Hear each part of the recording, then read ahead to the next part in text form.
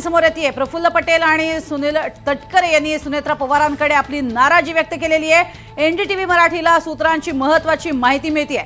आयोगाला पाठवलेल्या यादीत नाव नसल्याबद्दल विचारणा करण्यात आली असेही कळते आणि त्यामुळेच प्रफुल्ल पटेल आणि तटकरे यांनी सुनेत्रा पवार यांच्याकडे आपली नाराजी बोलून दाखवली आहे, व्यक्त केली आहे। एनडीटीव्ही मराठीला ही महत्त्वाची माहिती मिळालेली आहे।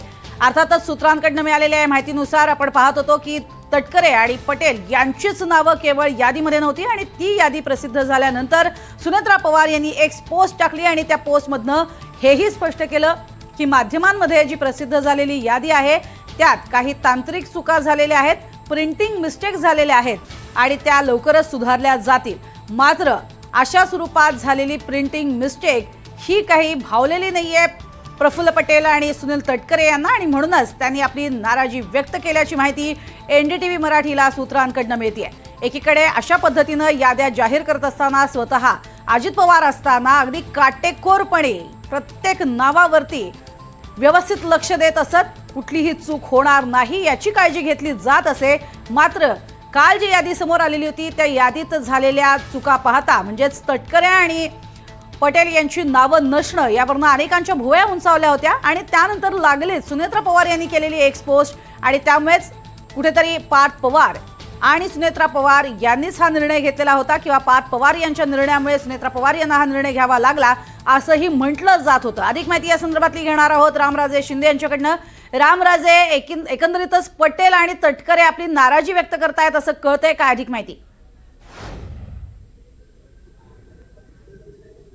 बिलकुल, कारण जेव्हा ही यादी प्रसिद्ध झाली त्यानंतर प्रफुल्ल पटेल आणि सुनील तटकरे यांनी गुवाहाटीमध्येच त्यांची भेट घेतल्याची माहिती मिळते। सुनेत्रा पवार यांच्यासोबत चर्चा झाली, कारण जेव्हा शपथविधी होता हेमंत बिश्वा शर्मा तिथेच ही चर्चा झाल्याची माहिती मिळते आणि त्यावेळेस प्रफुल्ल पटेल आणि सुनील तटकरे या दोघांनी नाराजी व्यक्त केलेली आहे की आपल्याला विचारण्यात आलं नाही आणि त्याचबरोबर आपल्याला न विचारता यादी सुद्धा तयार केली गेली नाही आणि यादीमध्ये आपल्या दोघांची आमच्या नावं सुद्धा टाकली गेली नाहीत असे नाराजी व्यक्त केले। आणि त्याचबरोबर पक्षवाढीसाठी पक्ष विस्तारासाठी आपण मेहनत घेतलेली आहे। अजय दादा यांना सुद्धा माहित आहे की पक्षासाठी किती मेहनत घेतलेला आहे आणि अशा वेळी यादीतून आपलं नाव वगळलं जातं याबद्दल तीव्र नाराजी व्यक्त केली।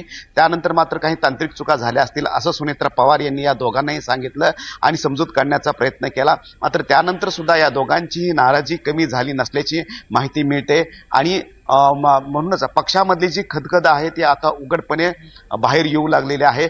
जे दोन ज्येष्ठ नेते आहेत प्रफुल्ल पटेल आणि त्याचबरोबर सुनील तटकरे, जे की प्रदेशाध्यक्ष आहेत सुनील तटकरे, प्रफुल्ल पटेल हे राष्ट्रीय कार्यकारिणीमध्ये आहेत आणि अशा वेळी दोघांचंही नाव नसणं म्हणजेच की अंतर्गत काहीतरी धुसफूस चाललेलं आहे हे स्पष्टपणे आहे आणि आता उघडपणे या दोघांनीही सुनेत्रा पवार यांच्याकडे नाराजी व्यक्त केलेली आहे।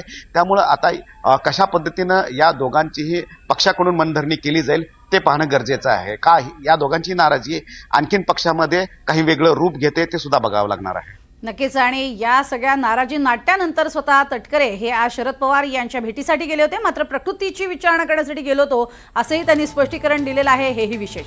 तुर्तास धन्यवाद या संपूर्ण माहितीसाठी रामराजे।